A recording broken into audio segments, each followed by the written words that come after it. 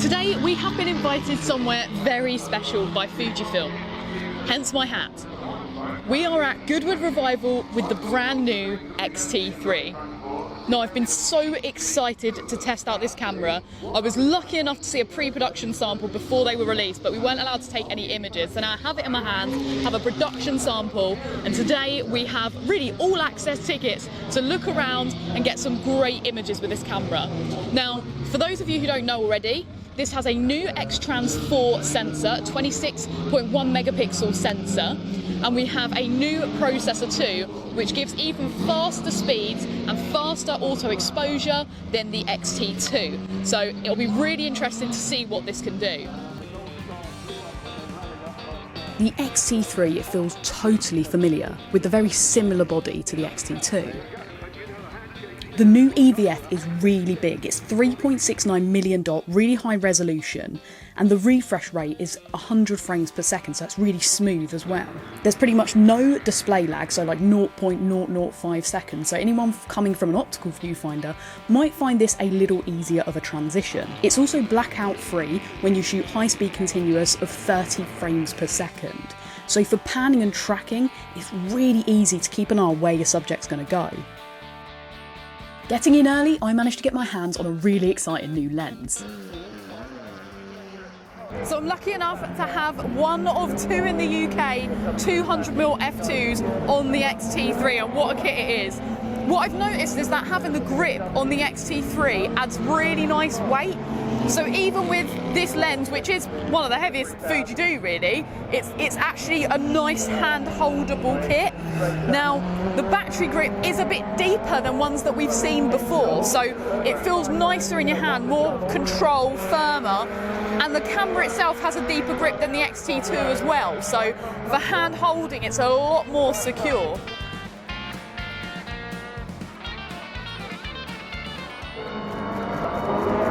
Tracking on this is great.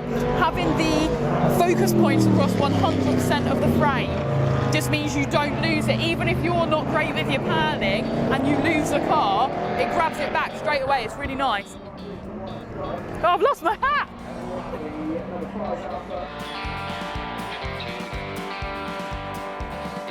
I didn't really want to let the 200mm go, so made the most of it before we popped inside for a little bit of lunch. I've just been using the 200mm on the little balcony that we have outside of where our booth is, where Fujifilm's stationed, and it's been really nice. It just picks people out so quickly and easily, and I've put it on f2 as well to really test it at wide open. It doesn't seem to be soft at all. I can't wait to see them on a computer, but to me they look pretty sharp, even at the edges. This is a very long balcony, so I've put it on tracking focus, and I've had people coming towards me, and I've been doing burst shooting, and I've even managed to just get a burst of Lord March, who owns the whole of Goodwood estate and the racetrack and everything, come towards me, so that was a bit of a fluke, but I'm really enjoying using this kit.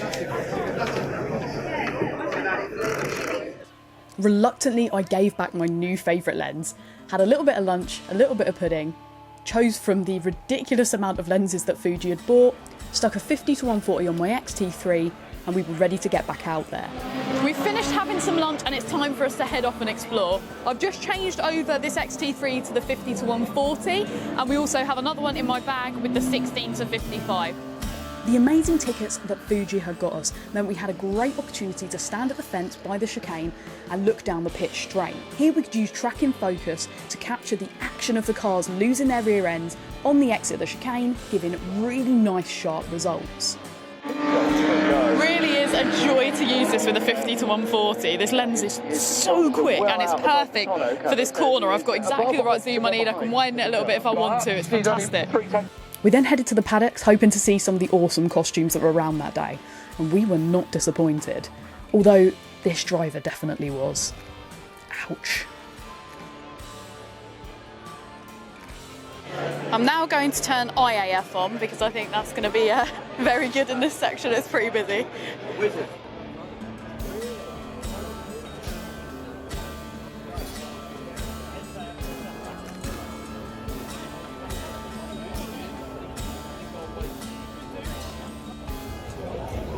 I love motorsport, and I'm meant to be finding the bikes the most interesting, and they are. The people are so cool at this event, like the outfits, everybody's so friendly, everybody knows there's going to be photography happening and they're okay with it. It makes it very interesting to photograph people rather than the bikes.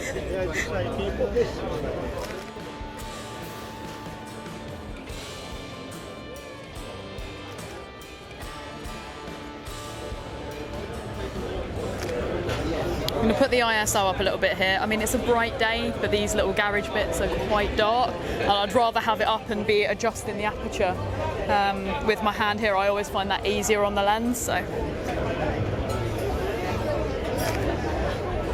And it's sharp at 2.8, which is good news.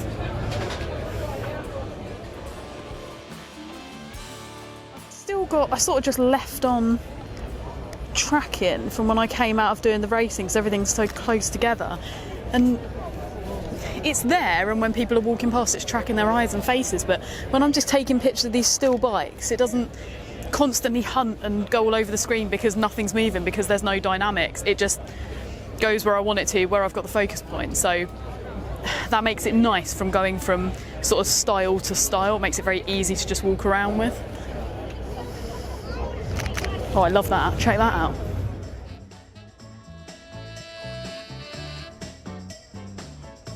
The 2 of diamonds, that's the one. Oh, please don't stop. I'll do it one more time just to hack you off, folks. Watch this. The 2 of diamonds. Hello. Have you got a backstage pass?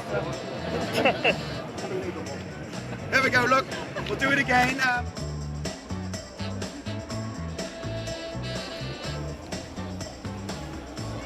The X-T3 is just as easy to use as its predecessors, making shooting in this challenging crowd not only easy, but unobtrusive, even with quite a large lens on it. And if you're a little bit short like me, or spend a lot of time shooting in crowds, then the touch tilt screen is just invaluable.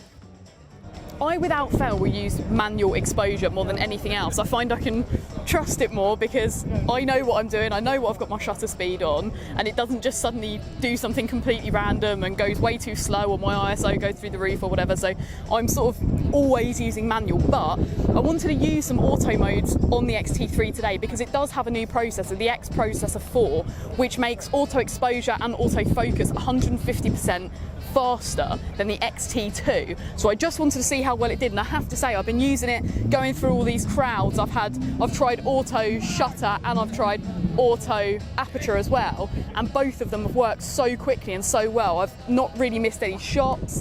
It's been really sort of locking on really quickly, and I've been quite impressed with it. It's breaking my thing of only using manual.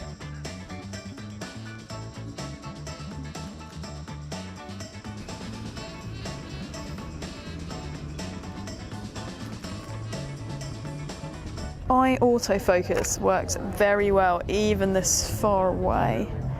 Just picking out people in the crowd here. If it can't get the eye, it goes for the face, and if it can't go for the face, then it just goes for sort of the whole region on multi-point.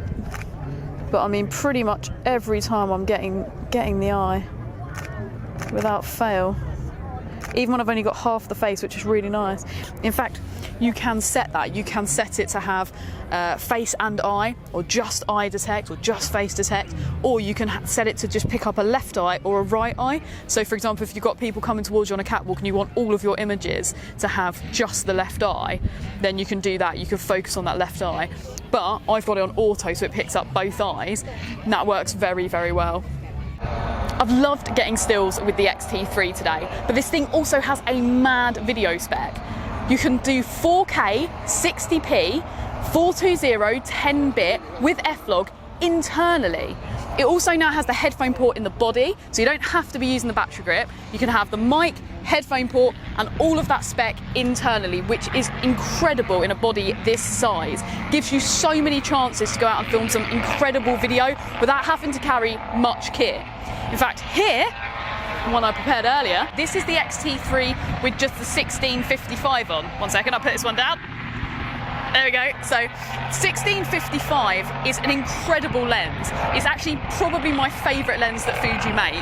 1655 is pretty much a 24-70, bearing in mind that Fuji is APS-C size sensor, and it's 2.8. Such a sharp, such a nice lens. So for me, sticking this on X-T3, you've got, as I say, headphone and mic port in there, 4K 60p. That is a nice small setup.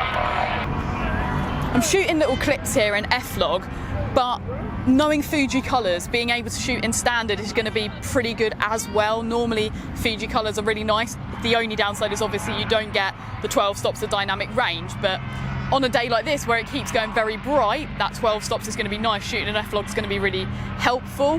However, sometimes you have quite a standard light that isn't too harsh, and in those sort of situations you could probably get away with using standard colours on this if you're not doing some sort of professional production. However, the light was a bit harsh all day, so we shot in F-Log. Here are some of the clips that have been graded by Kriss Hampton, our technical editor for Pro Video.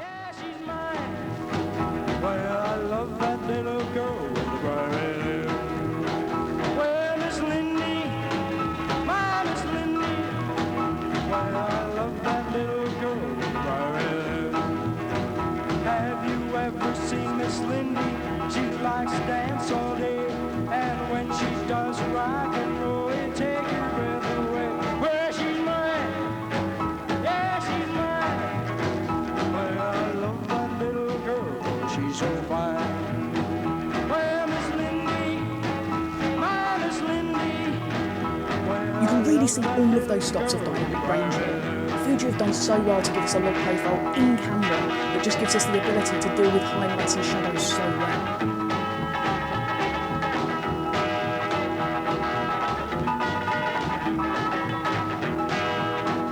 well, Miss Lindy, my Miss Lindy.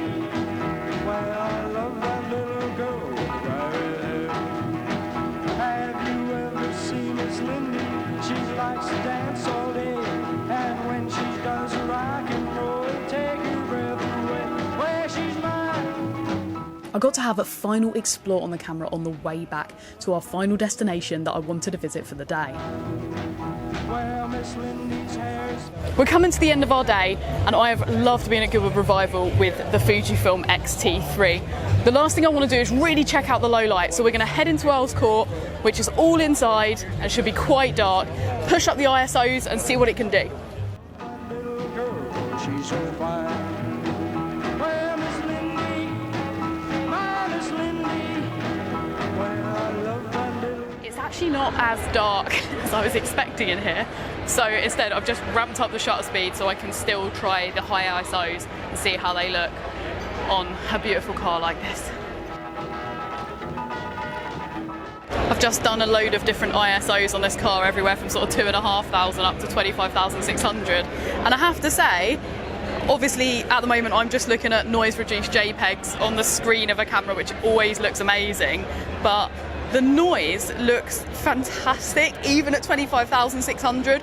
Obviously there's a loss of quality, but it's still pretty detailed. I mean, the engine bay there's you know, a lot of different pipes and little bolts and stuff going on, and it looks quite sharp, so that's really impressive, especially remembering this is APS-C size sensor.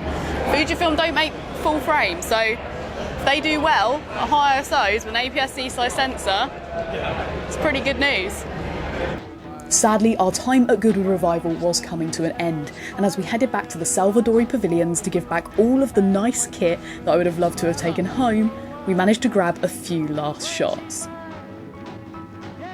Today was all about testing out the X-T3, and I feel like I've been able to give it a really good go. I love the X-T1, I love the X-T2, and I love this. The upgraded features make it so easy to use.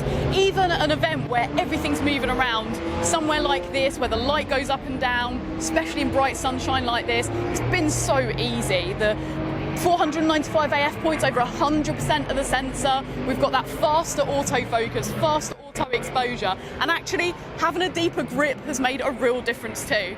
Now, if you need any more information on the X-T3, any of the lenses, or just the rest of the Fuji range, then you can pop onto the website or put a comment below and we'll try our best to get you all the information that you need. Thanks for watching, and now I can take off this hat. Little girl,